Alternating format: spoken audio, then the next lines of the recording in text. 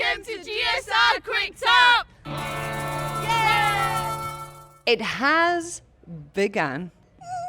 Welcome to the good, the Scaz, and the rugby.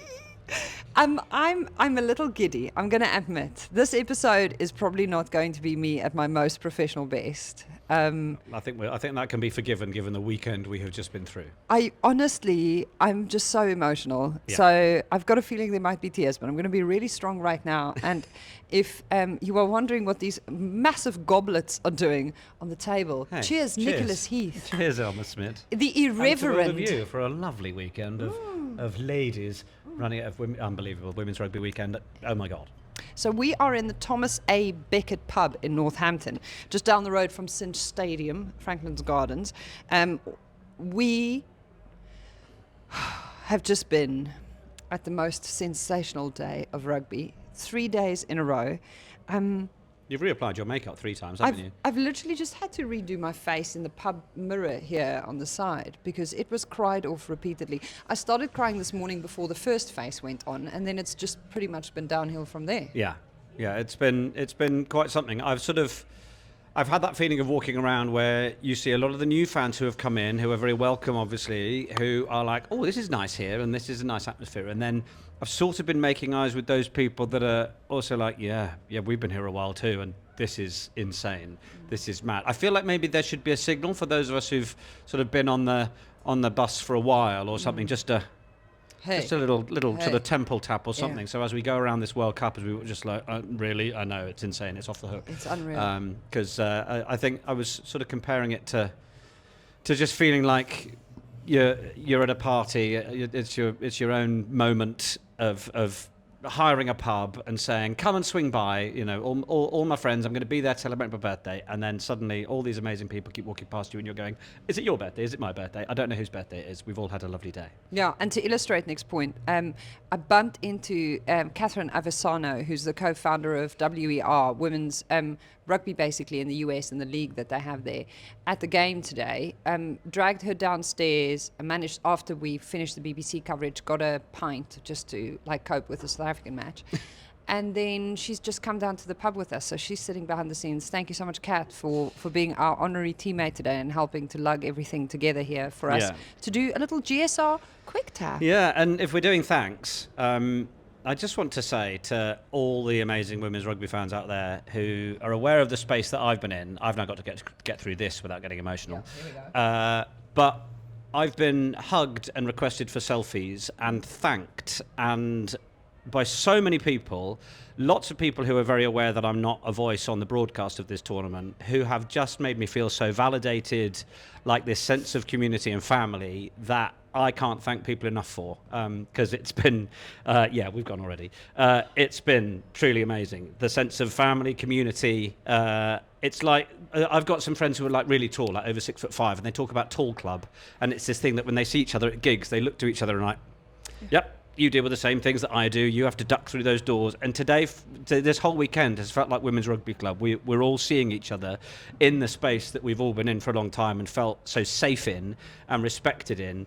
I've been stopped for selfies, as I said. I was waiting at a zebra crossing here in Northampton and someone looked through the window going, oh, it's Nick Heath.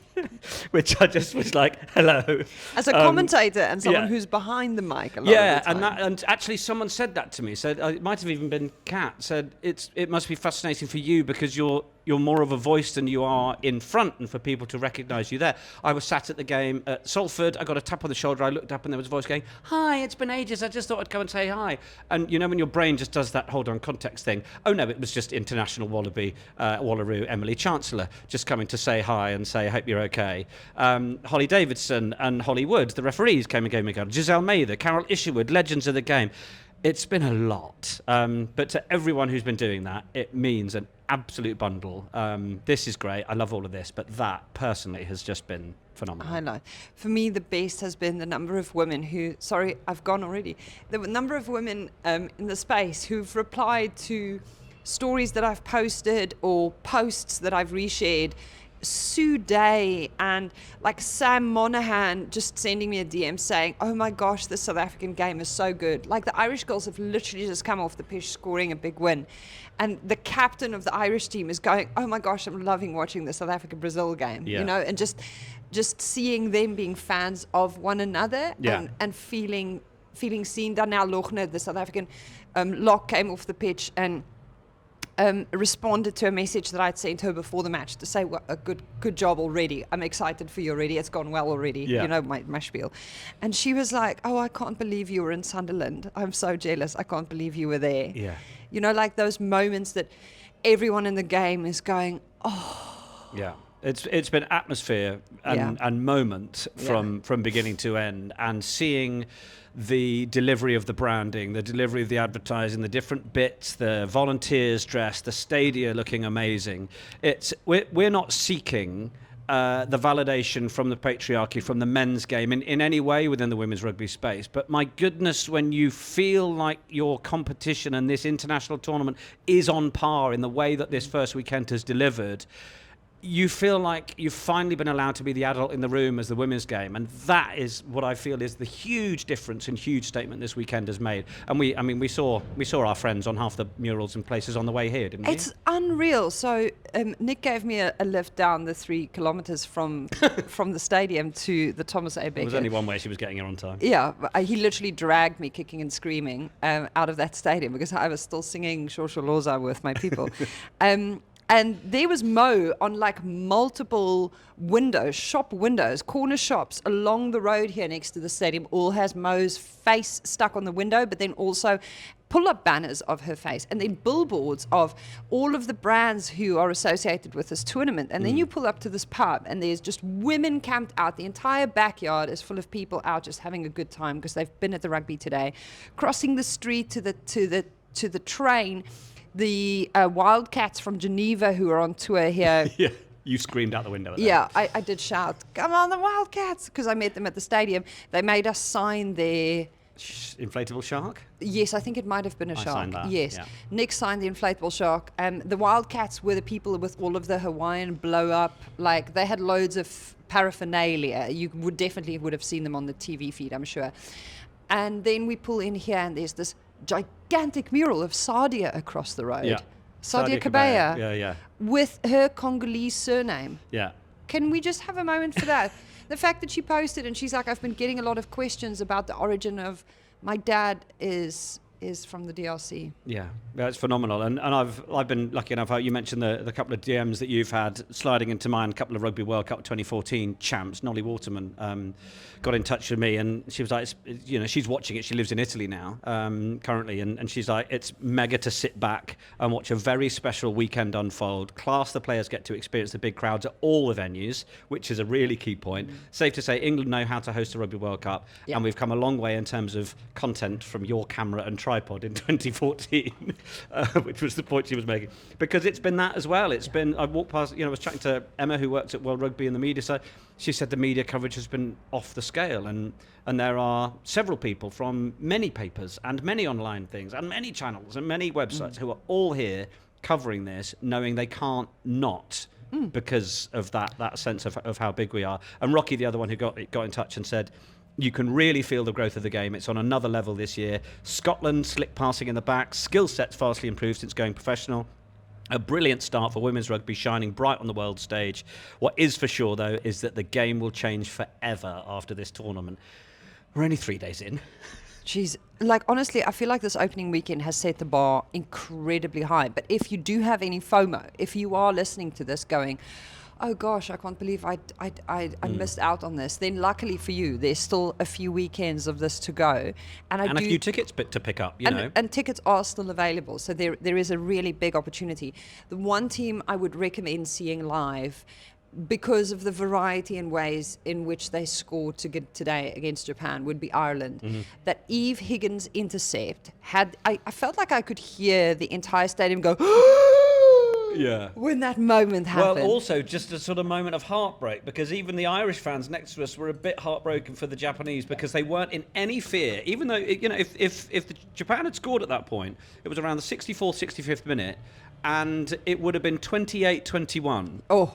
And then with That the could've- conversion. And that suddenly really tightens that Yeah. game up. Yeah. Momentum going. They were very starstruck. Those first 20 minutes, Japan just took a while to kind of go, whoa. Oh. And then they started to get in. But, intercept 35-14, and suddenly It blows. it's a 14-point moment. Yeah. And I think everyone was like, oh, Japan, like, we've been there with the men's Japan team. To have the women's team now in this sort of realm where they're trying to play that game and trying to play quick. And, but the Irish were good. They showed a lot today. Something I learned today that I didn't know is that Anna Capeless at one point went to Japan. I had not put Japan and Anna Capeless together at all previously. Her rugby passport is something else. It's wild. It's got all the stamps. We are going to have her on the next episode of the show, and there is a lot there that I got today that I was like, girl, we're going to put this on the agenda because we need to. There is a lot here that we need to cover off. So we're putting a pin in that because the Cork girl has also been learning some South African words, and not the ones from my language. Oh. The ones featuring the and the. Oh. So yeah, she's I've shopping. yet to challenge myself in that regard. So Well, you've done pretty do, well. Let's not do Nick's. I can't even say Nick's picks. Corsa. Corsa. That one. That one. Corsa. Let's not do my picks in that because Okay. my accent work is challenged enough. Well. Doing Irish and not turning into a pirate, which Anna Capeless observed. So that was very nice of her. She's not wrong. Well, welcome back to Ireland. 8 years out of the Rugby World Cup, they have returned blazing. Yeah. Sharp. Yeah, Rocky actually made that observation. She said, how good is it to see Ireland back at the World Cup after 8 years away, looking sharp, loads of young talent, 21-year-old Dana O'Brien really catching the eye, bags of potential in that side. And I happened to be watching the first half alongside Lynn Cantwell, which was an absolute dream. Oh, Lynn. Got to talk to her about her time with London Eagles Touch Club when we hung out lots, but was also saying, like, there's a bright future here. And she was like, yeah. And Scott Beeman wants a 10 that will do the right things and kick those corners, and she's developing that. But just their options now are growing with players who have got confidence around the ball in lots of different areas, like you said. And to put things in perspective, final score today 42-14, 6 tries to 2. Do you know there was a week in 23 where Japan were ranked higher than Ireland? Stat. I said that to Scott Beeman. I don't know if it made it. Did it make it onto the BBC? I said it to him in the interview, and it just kind of like lifted his eyebrows a little bit. But they have come such a long way, and that I think is a great example for any team ranked 10 and onwards. Yeah. To go, if Ireland could fight their way back from there to 5 in the 3 years that they've had, you need a really plucky 21-year-old.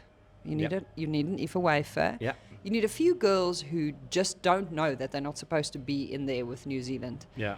And suddenly you're rolling. Yeah, we saw Aoife Wafer, didn't we? She showed us the scar on the knee as she continues her journey back from rehab. I still think, another couple of weeks possibly. But she's so keen and raring to get going. We had a little conversation because Dorothy Wall was on the BBC coverage about whether, as an injured player, today this would be the best place to be or the worst place to be. Yeah. And Aoife's energy was very much, this is the best place to be. Yeah, yeah. There was genuinely no heartbreak. There was no, I'm hard done by. There was no, I'm sad about seeing this. I think part of that is because she's been in rehab club on her own, though. She's finally got to join up with the Such squad. FOMO. And she's just like, some people to talk to. So I think that's good. Yeah, she was a chatty Cathy. She was, yeah. Yeah, she I'm was. looking, and she's going to be joining Harlequins in the PWR next season. We are in for a treat. But she did say to you, back off. We're not talking about that. She yet. did, fair. Yeah, She was like, just whoa, whoa, I'm whoa, not thinking Nick. about that at all. Don't get too excited, irreverent Heath. Yeah. So South Africa, Brazil. That was Alice Cooper's Alice remark, D. wasn't it? Cooper, we would like to give you your flowers Credit, for that. credit you Yes, for that. he's not Reverend Aidan Heath, he's irreverent. Yeah. I was just going to say, on that Ireland game, though, there was also a brilliant moment. It was the third try. It was Bavin Parsons' score. Oh. Player who's been a little lower on confidence recently. Yeah. And fair play, Emily Costigan was coming across from the left to feed it. And it was one of those moments where it's like, oh, the left winger's passed it to the right winger. But how often does the left winger have to really do the full left to right pass? And she passed her a ball, Bavin Parsons had to take it up here, pull it down, and then finish. I was like, that's going to be a confidence builder. Yeah. It was a nice moment. Really good. So South Africa did the most South Africa thing, not winning, no, because the men's team, they've been a little hot and cold. They trotted out that bomb squad like the biggest flex. Yeah. I was amongst my people when we were chanting, bomb squad, bomb squad. And then suddenly all of them emerged. But it was amazing to see Sway's, the brain and the level of emotion and support, the way that people were cheering for him and the girls, celebrating every moment. There was, I would say, as probably at least 2 to 3 times as many South Africans as Brazilian fans in the venue. And the Brazilians really held their own. Well, speaking of... on the noise front. Yeah, speaking of chanting, there was it the South African second try that went up to TMO and then got chalked off? But when it was going up there, as if the Brazilian fans recognised all the allies they need in the stadium, being 25th in the world, started chanting, TMO, TMO, when they went up to the big screen. And I just thought that was brilliant. Use whatever 16th man you possibly can. Cheer for whomever might be able to help your cause, friends. Don't hold back. They were sensational. The Brazilian fans and the neutrals who were there to support Brazil. You know, like a lot of people, obviously, I think today turned up for Ireland. I think today was a really big Irish attendance number at the stadium. Len Campbell said a whole load of them were flying over. Yeah. There were tons of people in that green, not the other green. But speaking of the other green, there were, you know, you were a little moved by how many of the big old South African boys are turning up in their Springbok shirts for the women now. I met a guy called Dominic. Hi, Dominic. If you're now joining the parish, he was out in the fan village. He said, "Oh yeah, I'm coming to support the women for the first time. I've never watched them play." And that's where we are. The WhatsApp groups, the fan WhatsApp groups that I'm on from back home, the number of men who have suddenly started talking about this tournament. You know, like someone commented the other night and said, "Is Ilona Maar an actually good rugby player?" And then I just watched. Yeah, well done, good restraint. I didn't say it for once. I was not like oh well, actually. Yeah. The avalanche of feedback that came through from people going, she's proper, but it's not to be underestimated that the scale of the impact that she is having is good for the men's game too. Yeah. What she is doing is for the sport, it's not for the women's game. And she had a great game on Friday night. And she showed up in the big moment. Didn't she? Yeah. So congratulations to her. So let's talk about Sunderland on that topic. Oh my gosh. 69-7, Nick's pick. Sorry, can we have a moment for the amount of I told you so that I wanted to shout into the internet? It's fun, wasn't it? On Friday night, the number of people who came out to poo-poo your prediction. How dare you? It's not going to be like big that. slices of humble pie that had to be cut Very up funny. for people. I mean, I have many fellow journalists who either do the out of 10 scores at the end of games, which is a mugs game. Everyone's always got an argument, and then, you know, predictions. And one from one. What a joy that was. I mean, sensational effort. Yeah, no one was cheering Wales on more as Scotland pulled away than me to hope I could get somewhere close to the 12 by Scotland than I'd gone. But yeah, I was a very happy boy on Friday night, and yeah, it was very sweet of people to go, it's almost like you know a thing or two. Well, chance. Wow. Turns out. Even a clock is right twice a day, as they say. But you have been here for a long time, so you're in the front pews. 42,723 people. That is more people in attendance at the opening fixture than they had at the final in Auckland at Eden Park at the end of the previous tournament. It's a great stat, that, isn't it? By about 400 or something, but it's just literally gone, and there we go. More is more. We'll just take that, pass the baton on. I went to the post-match press conference. Kate Zack, Captain America, came in and was, you know, we was like, how was that? And she said, well, and you sort of forget when you live in the UK and you're watching the Red Roses and the 58,500 we had in the Six Nations a couple of years ago, then the 38 or 45, whatever we had. But she was like, well, that's the biggest crowd I've ever played in front of. And you're like, yeah, that's also what this World Cup is doing. It's doing it for those other players who, you know, Kate's played PWR for years over here, but that's the biggest crowd she's played out in front of and roared for everything. Yeah. Sorry, did Sunderland Council spend their entire year's budget on those the fireworks afterwards? Yeah. And I was standing in the outside broadcast lot and I thought something had exploded. Yeah. Because I'm in a very technical environment and there is a lot of cables and trucks around. And it just goes boom. But I was sorry? There seemed to be no memo about this. No one said, oh, there's going to be this thing. Someone must have been aware.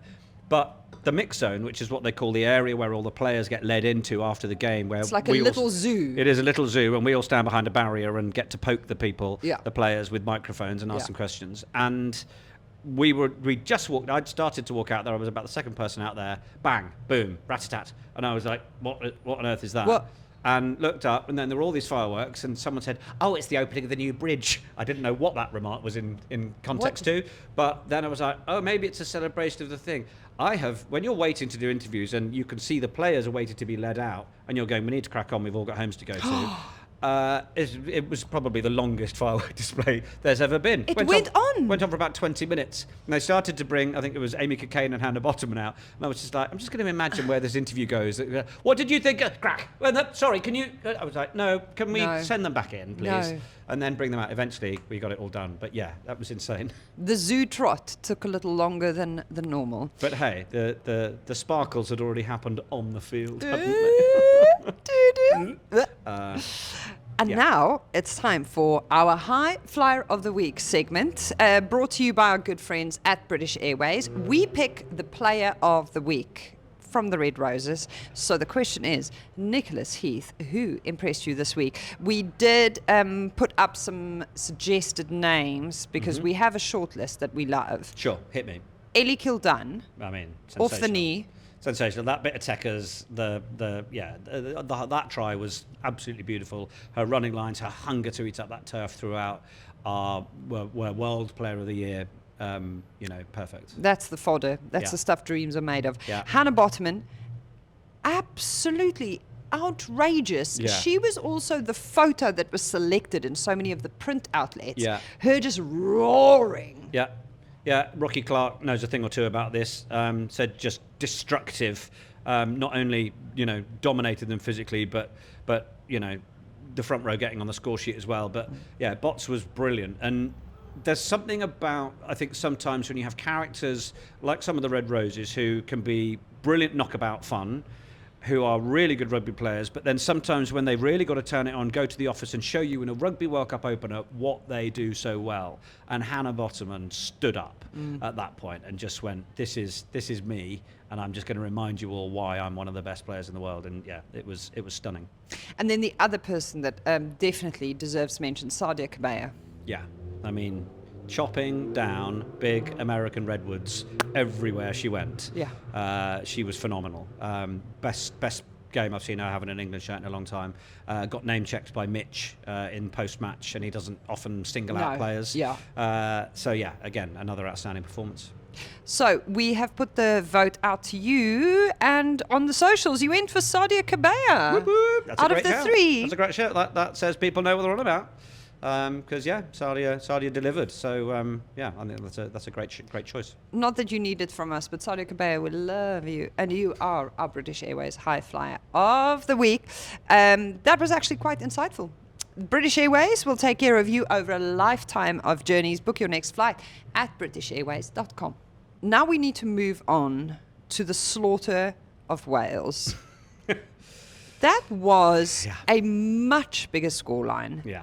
Than I think anybody I spoke to pre-match could have predicted. Yeah. Some people were divided. We had a conversation behind the scenes. I was working as a producer on this match in broadcast, and a lot of people called Wales to be the favourite, not Scotland. And we were divided on set. Yeah, we were. When we did our preview episode as well, between you and Katie Daly-McLean. You went Scotland, she went Wales. Yeah.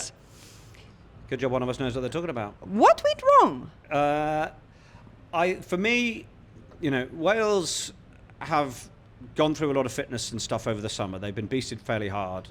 I think my only explanation for this must be that they got a lot fitter from where they were, but possibly how low was that level to begin with? Because all the other nations have also had a big pre-season, so they've all gone on. I mean, you look at Mo and Scaz and a lot of those Red Roses, they are lean as anything. Yeah. It's cheekbone central in the back line. And so I don't know if the Welsh have been able to get to that level in the time that they've had, fitter than they were at the Six Nations, fitter probably than they've maybe even ever been for some of them. But it just wasn't enough. And there were moments in that game, Cleggie George got charged down on a clearance kick, just sort of watched a couple of other people perhaps run back and tidy up. I'm not calling her out individually. There was a lot of that from a lot of those players. And I saw the Samoans' effort. You've lost it, effort, keep working hard, keep going for it. And those are the non-coachables. And for me, I'd have been frustrated if I was Sean Lynn at times, because there were just players in those Welsh shirts that just, it looked to me like as Scotland started to turn it on and get close to 22, the Welsh would go, we're going to try and stop you because we've been working hard at this, but we also, you're probably going to score, aren't you? You just sensed within the Welsh, you could see they just thought, we're probably going to be fallible at some point here. Yeah. This is probably going to fall apart. And that's mentality, and they've not won for a long time. It's difficult. But it also just looked a bit like effort to me, and I thought it was, it's obviously really tough for the Welsh in the journey that they're on. They are at a far greater reset than a lot of others, but I think they were blown away by a Scottish team that I think we've said we're either going to go one or two ways. It's been a tough time, contracts, various things in the background. Are we spent, or are we going to grab hold of that claymore and fight? And we saw the answer. I mean, that sword, honestly, they just stabbed that thing straight through the heart of Welsh rugby, in the most aggressive way possible. Emma Orr, when I spoke to her post-match, said to me just one-on-one that the attack coach that they've brought into the Scottish lineup has spent so much time. They spent so much time prepping for Wales. That at some point it feels like, okay, wow, this is really excessive, but this is what made the difference. The volume of work, and you could see the homework that Scotland had put into that match. Yeah. You have to give them credit. This is not Wales just not having a good day. This was Scotland turning up, putting in the work and reaping the rewards from that. And then my probably favourite moment after that match was Emma Wassell coming off the pitch. I saw her, she had this massive cut on her nose that she's had stitched up. Yeah. And I said to her, girl, the face. And I gave her a cuddle, and then I said, do you know, I just saw this was the biggest margin by which you guys have ever beaten Wales. And then she looked at me and she said, really? And then she said, and it was the first one since my mom. And that puts it all in perspective. Doesn't it? Yeah. How beautiful. Incredible. They were brilliant, and they also they were so collective in their ambition. They all trusted and knew what they wanted to do. Like Lana Skeldon sort of dropped that ball, and Helen Nelson went, "Don't worry, I'll pick it up. Yeah. We're gonna attack the short side, the narrow side. That's what we're doing. Bang, Fran McGee, try." And there was a lot of that. And I mean, focus on Wales. People go, there are other games to come. Well, I'm sure they'll focus on them now. But my goodness, is that a shot in the arm? Because what were we talking? 11 games, a margin of 2 points in Scotland's favour. Bang. I mean, 30 points. 38-7 or 38-8 was it? That's blown it out big time. A 30-point margin. That is such a monumental result. And then also, Fran McGee's hat-trick is the first hat-trick scored by a Scottish player over a Welsh team, men or women, in 100 years. Wow. 100 years have passed. I enjoyed watching you read that off your eyelids. Yeah, literally, I had to think a lot about that. Fran McThree, we love here. Oh, very good. I've not heard that. I love Fran McThree. Well, honourable hat-trick mentions we should get through. Desiree Miller for Australia. Oh, yes. Aceza Hele. Aceza was carrying the nation on her back. She's like, get on. I'll take you too. Come on. Pile in. It's fine. I'll piggyback all of you. Yep. I'm just going one way, and that's to the other side of that white line. Yep, gorgeous. And then Julia Schell, because she got 2 hat-tricks. Is there 2 of her? 6 tries. Are we sure there isn't just 2? And while we're recording, the New Zealand-Spain game is going on. Georgia Miller's doing probably. Yeah, she's got a couple already. She might have 8 by now. So yeah. Sophie de Goody, very de Goody. Living up to the name every day of the week. Canada 65-7 over Fiji. Yeah. And then the Canadian offloading. Yeah. The Canadians showed why we've been talking them up, and it was brilliant. We'll get to Nick's picks, I'm sure, but the nature of that performance, and therefore the next opponents they've got, you start to look at what the scorelines could be. It's this sort of, not taster, but this first round 1 look at all of the teams in full competition mode. It's been something else I've been thinking about. We have sort of WXV and we have World Cup warm-up games, there's always a crease in the paperwork. There's always but she's not fit right now because they're hoping she'll be fit for Six Nations, or they're not gonna put that player out because they would rather just give this player a run. But whereas this is, you've got to turn up now. We're ready now. Yes, coaches will tweak depending on the run of games, but this is the time the teams will show us their very best, their final effort, and seeing that from the Canadians was like, you're here. Yep. This is something Anna Capeless actually reminded me of this morning. She said, remember the nerves, because I was speaking to Sarah Bonner and she was saying that she was really nervous before that Wales match. Obviously, she's coming back off an injury and she just wants to show up in the best way possible. But the level of nerves and that adrenaline and the amount that carries your performance and what you can do and where you pull strength from, on the Rugby World Cup stage, it's a different thing. There is just an extra, and that's why it's such a sensational tournament, because people are like, here's my gap. Yeah. I'm going to show up. Time for next picks. Oh, shall we do a little France first? Sorry, we didn't chat about France. France, they decided to turn up. Well, ish. Did they? They scored 3 tries. Italy deserve. I mean, it's the hope that kills you with Italy. I thought they were good. There was a lot there. Just missing a bite, missing the ability to score. Scarratt got a big knee injury, played on. I have got in touch with the Italy team and asked how are things. They said actually looking all right. Oh, touch wood. Oh. So what a battler. But the French 3 tries. They didn't get that bonus. How much will that come back to bite them? They'll probably be all right, but I found them really disappointing again, I have to say. So they are in a pool with my people. Yeah. Italy and France and South Africa and Brazil. Yeah. Here we go. Time to move on to next picks. Next picks brought to you by Funding Circle. We ask Nick Heath to use his vast rugby knowledge to predict the next round. And since he had so many slices of humble pie for people on the socials over the opening weekend, we are so excited to see him do it again. Who and by how many? Saturday we will have Canada against Wales. Yeah, so this is the point I'm just making, right? So there are teams who we've seen now. So people are really going to hate me for some of these.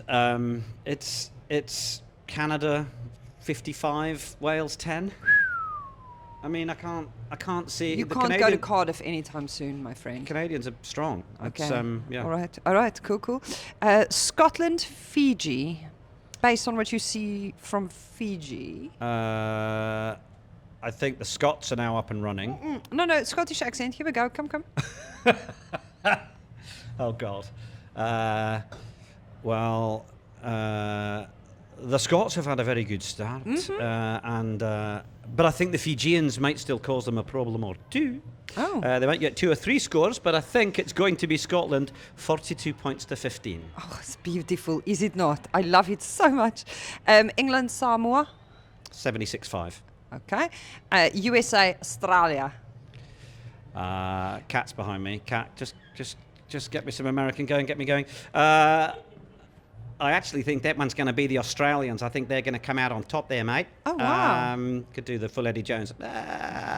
That's all you do to get into Eddie Jones. Nah, mate. Australia 28-17 over the USA. Sorry, Cat. Sorry, Cat. Sunday, New Zealand against Japan. New Zealand. Yeah, bro. New Zealand by 60. 60 to 12. 60? Yeah, 60. I think that's how you do it. Okay, and I cannot wait for the next one. Italy, South Africa. So am I putting on an Italian accent or am I putting on a South African accent? I'm excited both ways. Like, I can do both. Yes. Yes. My people.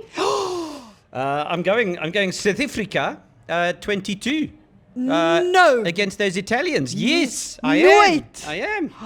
Shot, bro. Yeah. Wow. Let's have a braai and celebrate. Yeah? I love it when you speak foreign. It is so beautiful. But I think your people might do that. From what I've seen of the Italians, I'm like, they're going to score 19, South Africa 22. Let's go for it. Come on, us Cesar. Yeah. Carry the nation on your shoulders, but again, please. that result against Brazil is. It's big, but it's another proper run out. It's another big hit. It's another gain of trust. It's not a warm-up game. It's a pool game. But to have that in the bank ahead of facing an Italy team that couldn't score.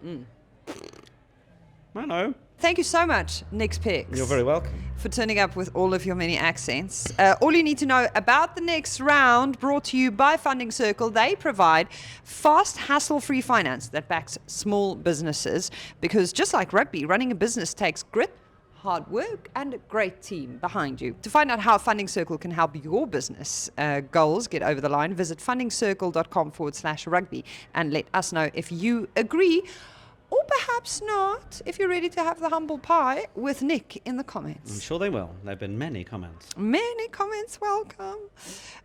Nicholas Heath, what Elma a Smit. fantastic opening weekend. Hasn't it been? It's been, sorry, yes, yes. Yeah, I feel very lucky to have been in this space to be able to celebrate. That was a point Simon Middleton made. I should actually share this. Caught up with him at the end. He's obviously been on BBC channels, and I said, "Isn't it amazing?" And the growth there's going to be, and you just hope more people can come in and you know, whatever. And he said, "Yeah, but mate, you've got to remember that for those of us that have been in this long enough, this is also ours to celebrate." And I thought that was a really important point, is to not be. I said to him, you know, is this going to ripple outside of our world? Is this going to be any bigger? We'll all go back to our jobs on Monday, Tuesday, and realise no one's talking about it until next weekend. Maybe it'll be like the Lionesses, it'll blow up quarters, semis, final. But his point was, we don't have to worry about that. What will happen will happen. We need to make sure we enjoy it, because we've been in this space to build it to this point. And I thought that was a really lovely thing for him to say. So brilliant. And if you are bringing a friend to the match, then I hope that you and them have the best time ever. If you don't have tickets, get your tickets now. Names will be made. This is a generational moment. It does feel pivotal. Yeah. And if you are in the kingdom or within reach of it, now would probably be the time to jump on board and join us here. We will be bringing you more of these, the Scaz The Rugby quick taps with the irreverent man himself. Thank you so much to the Thomas A. Beckett pub here in Northampton for our first episode location. Shout out to our crew, Kat Avesano, who made sure that we had great big goblets of sugary liquid to sustain us through this. She does not only run a rugby league, she also supports the voices in the game. Women's Elite Rugby for the win. Yeah, and Jazzy. And this is a Folding Pocket production, as always, produced by our fearless leader who just came back from a wedding, which, I mean, the fact that she is verbal is really impressive. She has had a great big celebratory weekend. Sunderland, wedding, Northampton, quick tap, and we've got an episode coming your way this week on the Scaz and the Rugby, as usual, with a sensational lineup of guests. We'll see you next week. Nice. Look forward to it. Ta-da.